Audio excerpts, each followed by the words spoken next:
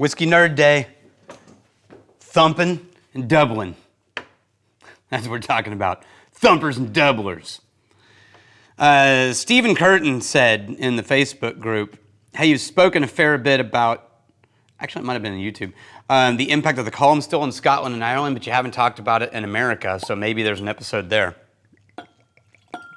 And the answer is yes, but what I'm going to talk about is how the column still is more often used in America, because we don't typically have an industry for grain whiskey, which is what the column still is used for in Ireland and America. Here we call that light whiskey, and it's very rarely used. It's way more common in Canada. But what we do use that often has a column still as a component is a doubler. Very common in big production facilities in the US and Canada. And a thumper. Now, what's the difference? First off, both doublers and thumpers are sort of attempting to achieve double distillation, right? Which is the cornerstone of drinkable whiskey, right? Is if you're going to use batch type or even anything in kind of the direction of batch type, you have the stripping run, spirit run. Scotland, right? We talked about that. Spirit run, bump it up. Stripping run, spirit run, make your cuts, right? Well, in America, there's a couple other versions. One of them sort of starting from moonshiners. And it's called the thumper. And what that is it's a way to further up your alcohol content as you distill and kind of purify the spirit a little bit, but without having to do two distillations, right? In Scotland, if you did double distillation, you distilled everything, you kept it, and then you moved that into a second still, and you distilled it again. That's double distillation, 2 pot stills, right? And in Scotland, you'll have a really big spirit still and a smaller, a really big stripping still, and a smaller spirit still because, there's volume loss as you strip alcohol out. A thumper is different. A thumper is in line with a pot still, and a pot still comes in and it sends vapors through the line arm, and then those vapors are rerouted into the thumper. The thumper is filled with the liquid, and the vapor is inserted into the liquid inside towards the bottom, and it slowly heats up the liquid. Think of it as, this is such a nerdy one, but think of it as like a steamer machine on a coffee, right? You're using hot vapor to heat a liquid, right? And when you do that with milk, you can use hot vapor until you boil or froth the milk up. You can boil milk. There was a coffee shop I knew that made scrambled eggs that way with a milk foamer. They're very fluffy. So the first distillation comes in and it goes into the liquid.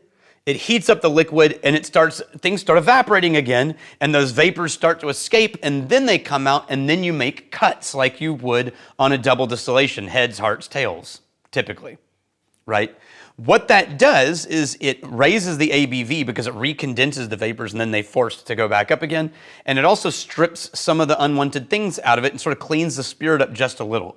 Now, that changes dramatically based on what liquid you're running the vapor through. So if you use water as your thumper liquid, that will change what comes out the other side. If you use wash or beer, like a low ABV, what would go into a stripping still, and you run it through that changes your flavor. If you use already existing low wines, like a stripping run product, and you run through that changes your flavor again. So the impact of a thumper on a still massively changes the product based on not just how it's run and what the cuts are, but also what liquid you're running it through. And even more importantly, a thumper is finicky. If you have a thumper, say it's a 20-gallon thumper, and you're going to fill it with liquid. If you fill it too full, then the vapor can never heat up that liquid hot enough to start boiling again before it cools down because of the dissipation of heat, and it just, nothing comes out the other end. If you don't fill it full enough, it boils the liquid in there real fast, or starts the evaporative process real fast, and it doesn't do a good enough job of stripping and cleaning and raising the spirit. So when you run a thumper, you have to get the liquid volume just right and the heat transfer just right as you're running it in order to get what you want. And that's why it is, it's something that takes a lot of practice and a lot of understanding, and everyone has their own tricks and techniques and how to bump up and run and at what power and at what heat load and what volume and when they add and what's the temperature and what's the liquid. A lot of things going on with a thumper. Now, the primary difference between a thumper fundamentally and a doubler is they have a similar goal, but they accomplish it very differently. And but a short one would be that a thumper, vapor goes through into liquid, right? We're going to talk about doublers next after this. A doubler is filled with liquid, not with vapor. Okay, now, we're going to stop and talk about this bottle that Kurt Miller gave me a long time ago. I went and looked at Wigle. And what happened was the other day I was sitting in here and I was working and I looked over and I saw this bottle and I saw Kurt Miller's name on it. He's a Somm, great human, loves rye whiskey. He's always fighting for Team Rye in the group. And he had sent this bottle. And it had been a long time since I had had Wigle, and I was like, I miss Kurt. I'm going to have some Wigle. And I poured a little bit, and I remembered why I like Wigle so much. And then I thought, when's the last time I talked about Wigle's rye? And it's been a while. It's been so long, their bottles don't look like this anymore. So I'm promoting a bottle that doesn't exist, but you can still get the newer designed bottles, and they're beautiful, and Wigle is still making great rye whiskey. You still have a chance to try it. But this specific bottling, this is the organic rye, Pennsylvania rye whiskey. Who knows if you'll be able to get this specific bottle. But what I love about them is they're really making great Monongahela style rye. Now remember the old video about Monongahela rye. They're making great Monongahela rye in Pittsburgh, Pennsylvania. And I'm a big fan of the process and the distillery itself. Now they named Wigle. Oh, that smell. It is black tea, but like a botanical black tea. Like there's this one tea called like the Scottish Lady or something like that, or Blue Lady, Scottish Blue. It's from Edinburgh, and anyway, and it's got these flowers in it, but it's still a base of a black tea. Doesn't have any bergamot like Earl Grey, but it's got this really kind of floral component. This reminds me of that. Also with a little bit of wicker basket, like we always say, Pier 1 wicker basket. If you know Pier 1, you know what that means. And then this really slight cinnamon spice, and then honey black tea. It's with a little citrus zest. It's crawling towards Arnold Palmer note with honey. Oh, beautiful. Soft.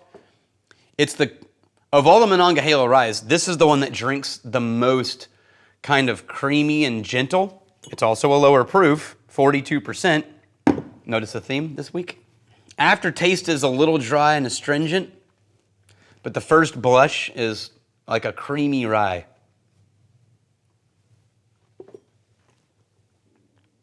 I like Wigle. Dad's Hat, Wigle, also Pittsburgh. I didn't know this. Beautiful. I had never been to Pittsburgh in my whole life.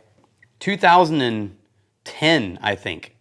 I ended up in Pittsburgh for the first time, and I've always just imagined that Pittsburgh looked like the name sounds. Like some sort of industrial Gotham City with like smokestacks and like metal buildings and Pittsburgh steel and, you know. Man, it is beautiful. I mean, I cut through that tunnel and I came out the other side of that tunnel and there's mountains of green and there's bridges and waterways and like the island that looks like the edges of Manhattan, you know, with bridges in every direction, but way more greenery. And so it almost reminded me of if you stuck Manhattan right in the middle of like the Northwest Oregon wilderness. It's just beautiful. And the food that I was there hanging out with some people, and the food we got to try was amazing. Some Italian restaurant down by the water. And then there's a couple other things that they took us to that were like classic Pittsburgh that I can't remember right now. But it was a great town. I was only ever there for 3 days. That's as long as I've ever been. I enjoyed every single moment of it. Okay. Wigle is worth checking out for a good Monongahela style rye. Okay, a doubler. A doubler is more common. This is more what the big guys, most of the big guys in Kentucky are using, not all, but, and that is, remember in our distillation process, you have the stripping run where you take beer and you strip alcohol out of it so that you have a higher ABV before you run it for your final product that you're gonna put into barrels on the spirit run, right? Well, there's this combo in Kentucky where you start, and other places, it's actually Canada too, where you start with a column still. Now we're not talking about a vodka column still with 150 feet tall and 80,000 plates. That's an exaggeration. No, the Kentucky column stills tend to be fatter and tend to strip less out of the spirit, even though it's a column still. And so coming off the column still, they will send it off the column still down and condense it through a condenser, just like they're doing a stripping run on a pot still, right? Condensed into liquid. That liquid then goes into a doubler. Now, sometimes it will go into a holding tank. You fill the holding tank, and then you charge the doubler. Or if you're running continuously, you'll run it straight into a doubler. Now, here's a little trick. I called my friend Reed Huddleston, nerdiest whiskey person I know, and ran this whole conversation by him. And he was like, hey, don't forget that on doublers, very often, they will fill that doubler, and a doubler looks like a weird pot still. It actually looks more like an Armagnac still, but it looks like a weird pot still.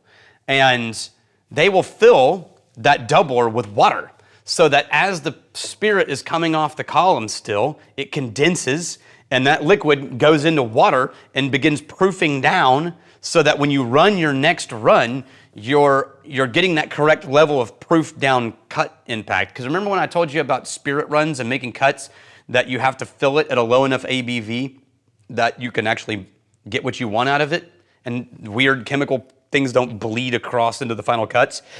Now, if you run the doubler like they run it typically, you don't actually make cuts off the doubler. It comes off at a steady stream at a specific content, relatively speaking. But you are kind of making cuts because what comes off the column still is being very specifically controlled. So you're sort of making your cuts from the column before you even feed the doubler, and then they're bringing the proof down, and then you're running it. Now, because of how that works, you can sort of run a continuous doubler setup where it comes off of a column, feeds the doubler, doubler's heating up, and continually spring. And all you have to do is periodically you get a buildup of faints and funk in that still that you want to discharge, clean out, and refill. But if you can do that pretty quickly. And so you can run that doubler system pretty well continuously. Not as continuously as a column still, but way more than, it's to the point where it's not quite batch distillation anymore. It's more continuous distillation. That's a lot of words. I hope that it simplifies Thumper Doubler for you. It's words that you'll hear a lot on Kentucky tours, and you'll see a lot of pictures of, and they'll be like, this is weird. This isn't what Scotland does, but it's also not just columns. Yeah, it's a weird middle ground Canada and the US do. So, cheers to you, and I'm really glad you're here. If you want to thump the doubler and double the thumper, then like and subscribe.